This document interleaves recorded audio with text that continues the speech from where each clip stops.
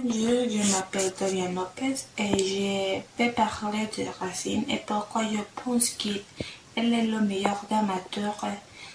Racine est un dramaturge et poète français. Il est né le 22 décembre 1638 à la Porte de Milan, à ville dans préfecture.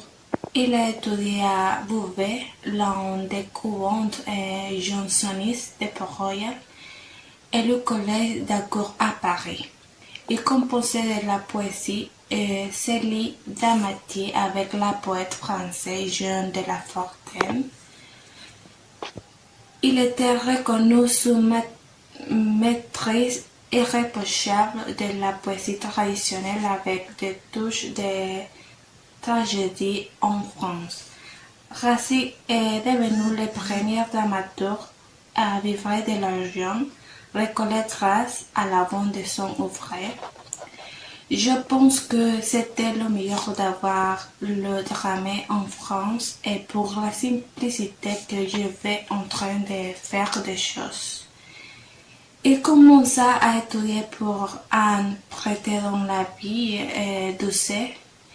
Il revint à Paris en 1672, désireux de reprendre sa carrière littéraire et réussit bientôt à se faire placer parmi les écrivains les plus célèbres de l'époque comme Molière, Pierre Corneille. La première œuvre de Racine, La Tabaïda, a été interprétée au Palais Royal par des membres de la compagnie Molière-Sorbonne, convaincus que l'assemblage de cette seconde œuvre, Racine l'a reprise avec la compagnie rivale de l'Hôtel de Bourgogne, qui ont par la suite, il produisit toutes ces œuvres au cours de 10 années.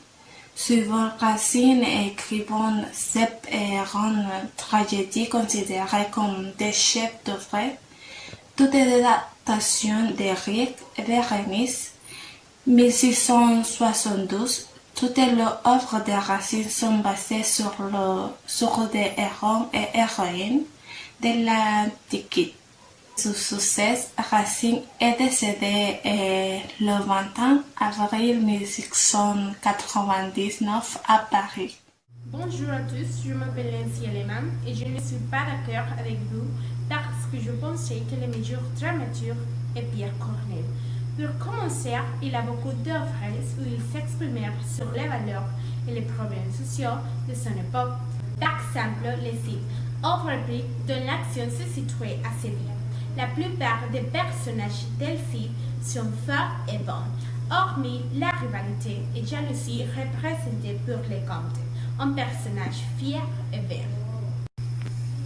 Aussi, dans cette œuvre, nous pouvons voir l'exemple de comment les dramaturges mettent des valeurs dans les personnages.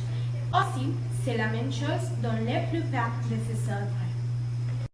D'autre part, Corneille semble obsédé par le temps de pardon et aussi se demande constamment comment mettre fin à la violence.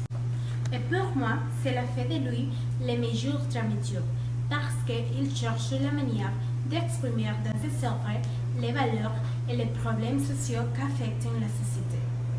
Bonjour à tous, je m'appelle Gracia Lopez et je vais défendre mon point de vue sur qui est le meilleur dramaturge français.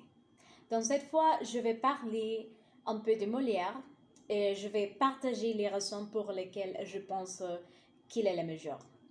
Donc, pour commencer, je vais vous parler un peu de sa biographie. Son vrai nom était Jean-Baptiste Poquelin, mais son alias est Molière. Il a été comédien et dramaturge. Il est né le 15 janvier 1622 et il est mort le 17 février 1673. Il a été grand créateur de formes dramatiques. Aussi, il a exploité diverses ressources comiques comme le verbal, gestuel et visuel. Donc, je pense que Molière est le meilleur parce que Il est considéré comme le créateur de la comédie française moderne. Ses pièces sont toujours étudiées, jouées et honorées aujourd'hui, prouvant qu'elles ont changé le théâtre français. Aussi, je ne suis pas la seule personne à penser que Molière est le meilleur dramaturge. Je me permets de citer une critique de Rousseau qui va comme ça. Prenons dans sa perfection, c'est-à-dire à sa naissance, on convient et on le sentira chaque jour davantage que Molière est le plus parfait auteur comique dont les ouvrages nous sont connus. C'est pour ça que je ne suis pas d'accord avec vous, Nancy, parce que c'est prouvé que Molière est le meilleur. Il a marqué l'histoire du théâtre et de la comédie. Il s'est distingué par des pièces à la fois comiques et critiques, faisant du rire une arme pour combattre les morts et les contraintes de son époque. En plus, il a pratiqué tout le genre de comédie, de la farce à la comédie de caractère.